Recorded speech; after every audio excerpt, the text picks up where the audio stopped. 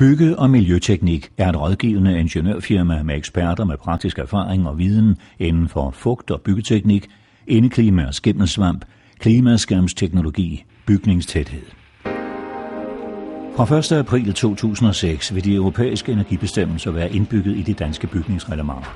Herefter kan kommunen i byggetilladelsen stille krav om, at bygherrer skal dokumentere, at bygningen er tæt og energirammen overholdt. Varme må ikke længere forsvinde ud gennem utætheder. Luftskiftet gennem utætheder i klimaskærmen må ikke overstige 1,5 liter per sekund per kvadratmeter opvarmet etageareal ved trykprøvning med 50 pascal.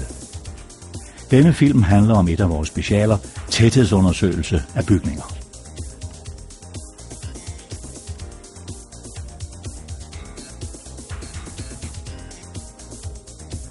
En tæthedsundersøgelse begynder udvendigt med en grundig gennemgang af bygningens klimaskærm, det vil sige facader, tag, vinduer, døre og mulige utætheder registreres.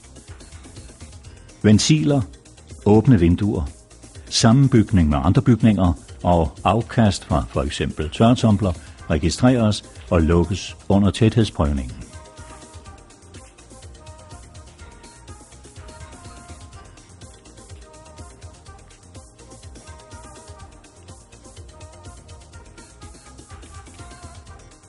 Ved måling sikres det, at vindhastigheden ikke overstiger kravet 6 meter per sekund.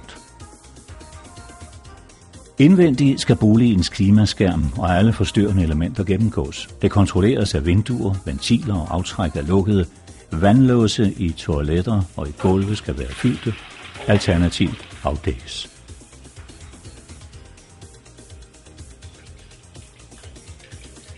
Friskluft-ventiler lukkes. Tagvinduer og friskluft-ventiler i disse skal også lukkes. Ved altaner må klimaskærmen også gennemgås her. Udvendige døre og loftslemme til uisolerede tagkonstruktioner lukkes, mens indvendige døre inden for klimaskærmen holdes åbne. Bolig skal være i fugt- og temperaturmæssig ligevægt efter årstiden. Brændeovne og andre varmekilder skal være kolde og må ikke være i brug. Klimaanlæg lukkes ned. Mulige indvendige kilder til utætheder registreres. Her stikkontakt i en skunkvæg. Aftræk, spjæl, skorstene eller emhætter lukkes eller afdækkes og tabes, således at de ikke indvirker på tæthedsmålingen. Vaskemaskiner og tørretumbler slukkes.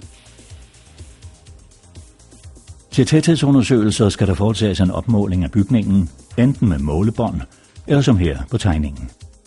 Måling af bygningens lufttæthed skal efter bygningsreglementet udføres efter Europanorm 13829, bestemmelse af luftgennemtrængelighed i bygninger, populært kaldet blower door test. Målemetoden kan, som tilfældet er her, også anvendes til at undersøge og finde utætheder i ældre bygninger, da både metode og principper er identiske.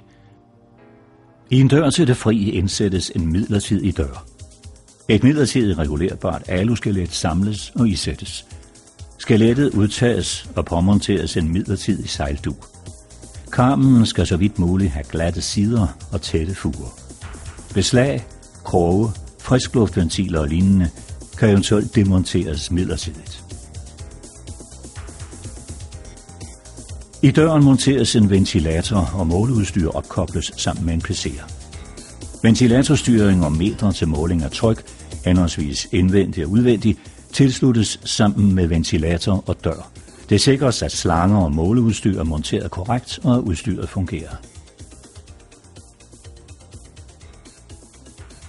Udvendigt monteres en fleksibel slange, som skal ligge jævnt og væk fra bygningen. Bygningens data indtastes sammen med oplysninger om udvendig og indvendig temperatur sammen med tryk, og målingen starter. Måledata samles op i et diagram, og bygningens utæthed, tryktabet, kan aflæses ud fra kurven. Resultatet beregnes som gennemsnittet af 2 målinger med henholdsvis undertryk og overtryk. Målerapport kan efter ønske skrives ud på stedet. Blower door tests kan med fordel suppleres med andre undersøgelser, der kan hjælpe med til at finde utætheder og bestemme deres omfang. Med termografikamera og undertryk fra en blower door kan utætheder, mangelfuld isolering eller kuldebroer let findes. Utætheder og kuldebroer indvendigt viser sig som en blå afkølet overflade. Termografi kan også anvendes udendørs. Ved udendørs termografi skal der tages hensyn til solens påvirkning.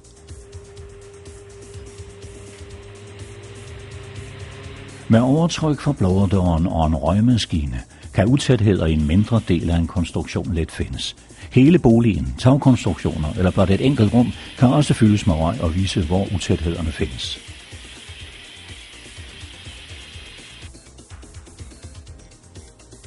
En metode til mere præcist at finde utætheder i klimaskærmen er ultralyd. En ultralydsender tændes og anbringes uden for bygningen, for eksempel på en stige. Ultralyd, der trænger ind ved utætheder, kan aflæses på 1 meter eller omsættes til lyd med en ultralydsmodtager.